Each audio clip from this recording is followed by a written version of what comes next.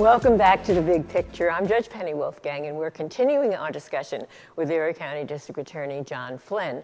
So recently, we saw this big press conference with U.S. Attorney Jim Kennedy, and he said he's going to step in, and you're all going to work together with the federal agencies to try to stop and prevent this gun violence, which I thought was just really a very good idea, long overdue. How is it going to work? Oh, it's going to work phenomenally, I think. I mean, because again, I can't thank J.P. Kennedy and U.S. Attorney's Office enough for all they do each and every day. They help us out in local law enforcement each and every day, and now by bringing more resources to the table. I mean, mainly their role is going to be bringing resources.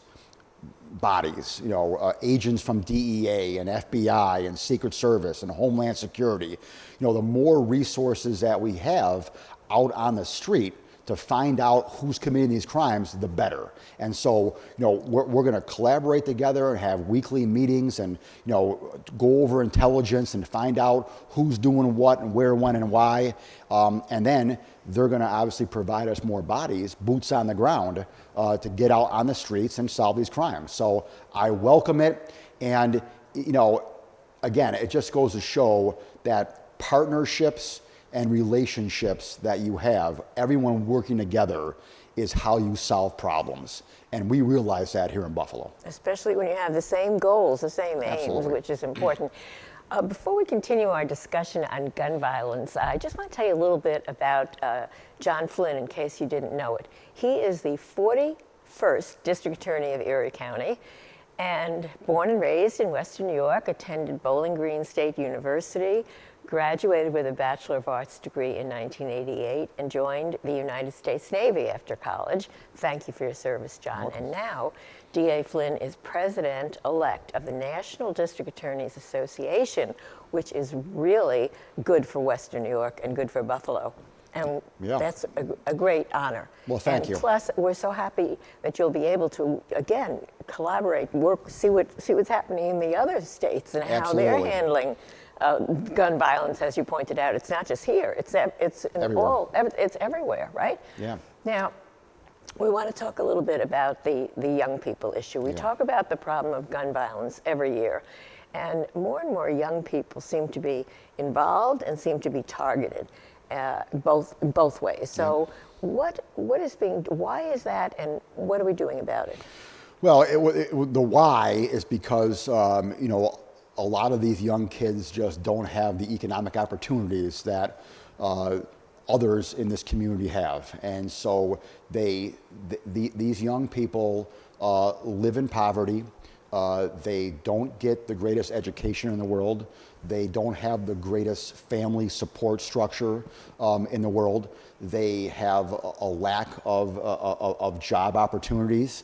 There are many reasons why individuals get into a life of crime. And so when we see young people who start down the path, they may not be full-fledged gangsters yet, but they're walking down that path. Right. And they're starting to hang out with the wrong crowd. And then as they're walking down that path, they commit a crime, a car theft, a burglary, a non-violent crime where no one gets hurt. All right. Mainly, we've been focusing on car thefts. Okay, so we've identified young, mainly men, who've been arrested on a car theft, and we have taken them now into a program, a rehabilitation program, where we're trying to understand what's going on in their life. And tragically, we started out with a pilot program of 5 individuals. They've all been arrested on car thefts. One of the 5 individuals was stealing cars because he was homeless. He didn't have anywhere to live, and he was going to sleep in a car. And so, obviously, when I hear that, I want to help this kid out. All right, I want to do what I can to get this kid off that path and not have him fully walk down that path and start shooting someone and become a full-blown gangster. And so anything I can do, working with Captain Tommy Champion and the Buffalo Police Department and the Restorative Justice Program here in Erie County to help this kid out, we're going to do. Can you explain the Restorative Justice Program? I know you had a news conference, including Buffalo Community Captain, as you said, Tommy Champion, who we recently interviewed here, and it's just amazing. We're so impressed with what he's been doing in the community. And you mentioned before, it's not just now. It's been going on. It's ongoing. That's the thing. I mean, people are saying, why don't we have this? Why don't we have that? But we really have had it before. But the restorative justice, is that what we're talking about? Yes. Okay. Yeah. So it's a pilot program that we started where, again, we started out by identifying, 4 or 5 individuals who were arrested on car theft, and then we're now getting them through the program. And if they complete the program, I will dismiss the charges. Which is a good incentive. Yes, absolutely it is. Recently, Channel 4 reported that a man was arrested with 157 bags of fentanyl on a West Side street. So now we'll talk a little bit about drugs and drug distribution. Is that still an ongoing issue, and how are we addressing that here in Western New York? It is an ongoing issue. I mentioned earlier that a lot of the disputes that people have with one another and the shootings come from different beefs that they may have with one another. There's 2 parts of that. The first part of that is, someone just disrespecting someone on social media, talking about their girlfriend, talking about, the friends of theirs, whatever it may be, which is ridiculous if you think about it, all right? But the other side of the coin, though, the other part of it is obviously the drug trade and the drug business that is going on in our community. Like I said, there are a lot of, a lack of job opportunities for a lot of these young kids. And so they see the path toward easy money by selling drugs.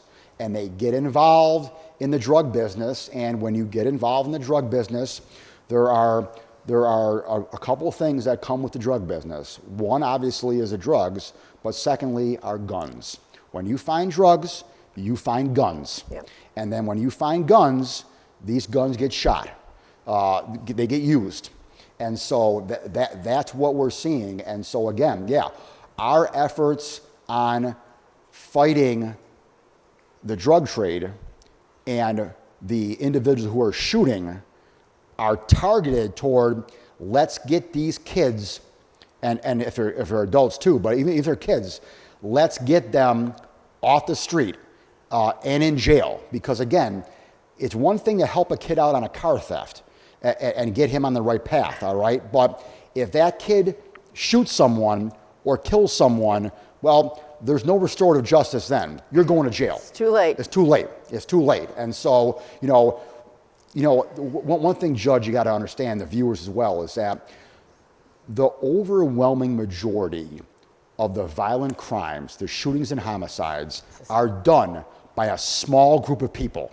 If we can identify, which we know, okay, if we can not only identify, but get them off the street and in jail, you'll see the numbers go down. Yeah, I think Kennedy mentioned, the U.S. Attorney mentioned that too during his press conference. Now, speaking of other officials, you joined Erie County Executive Mark Polenkart's releasing what I think is a really innovative idea, billboards that post how people can anonymously be rewarded for information on gun violence. Where'd you get this idea? How does this program work? And you think that will help get guns off the street or help you solve crimes? Yeah, I do think it will help. I think it will help in the sense that, we are always trying to find innovative ideas to get people to come forward. As you know, Judge, one of the biggest problems that we have is people willing to come forward. Right. They're afraid. They don't want to get involved. They are part of the no snitching culture, okay, that they live in. And so, in order to combat that, unfortunately, sometimes, it sounds crude. I mean, it sounds crude and like, it sounds, bad from the sense that we have to do this, but we got to give people money. I mean, you found over the course of the past few months that we're giving people money to get vaccinated. We're giving kids college scholarships to get vaccinated. So, I mean, it's the same concept. We're offering people money to come forward. And again, I don't like that on the surface, doing that, all right? But it's a necessary reality. And so, we're always looking for innovative ideas to solve crime, and this was an idea we came up with. And my office gave Crime Stoppers $10,000 to go toward this program. The county kicked in, I believe, almost $100,000 for this. All right, so together we've got a good pot of money now where we can pay for the billboards and pay for people to get rewards if they're coming forward. It doesn't sound unusual because, like you just said, people are they're trying to incentivize getting vaccinations by, have free cup of coffee, a donut, a college scholarship. I don't know. So it's the same idea. When you talk about community involvement and help, how important is it that the community know that you are there to keep them safe and that they have to cooperate, because it's so hard for you to solve any of these crimes unless you get information from the public. It is. I mean, just think about a non-fatal shooting. The individual who got shot, he or she knows who shot them. I mean, they're right in front of them. Exactly. I mean, 9 out of 10 times they're right in front of them. I mean, Are there the occasional drive-by shootings where you might not know who shot you? Absolutely, all right. But a lot of times, the individual who got shot and survived, mostly he, knows who shot him. That individual is just not coming forward. They're not coming forward and telling us who shot them, for a lot of reasons. One, there's a good possibility that they may be involved in the drug trade themselves, okay? Right. And therefore, they don't want to, bring attention to themselves in getting together with law enforcement. Another thing that we're seeing, Judge, is we're seeing one day you're getting shot, and the next day you're shooting someone. Yes. So a shootee becomes a shooter fairly quickly in our world, all right? And so, again, these individuals just don't want to get involved. Now, when it comes to third-party witnesses, obviously, it's huge, because if the individual himself who got shot doesn't want to get involved, the only way we're going to solve it is if a third-party witness come forward, or we got it on video. If we got it on video, then we're fine, okay? But a lot of times we don't get it on video, and we need that third party to come forward. So it is critically important for people who have information to come forward. And again, I'm not trying to. I'm not trying to over-police society, okay? I want society to know that, like you said, I am here to help you. If you would like to connect with the District Attorney's Office with information on cases, you could give the office a call at 716-858-2400. And it will be kept confidential, I'm sure. So thank you, District Attorney John Flynn, so much for joining us today. That's all the time we have this week for Western New York's only topical television talk show, The Big Picture. I'm Judge Penny Wolfgang. Thanks for watching.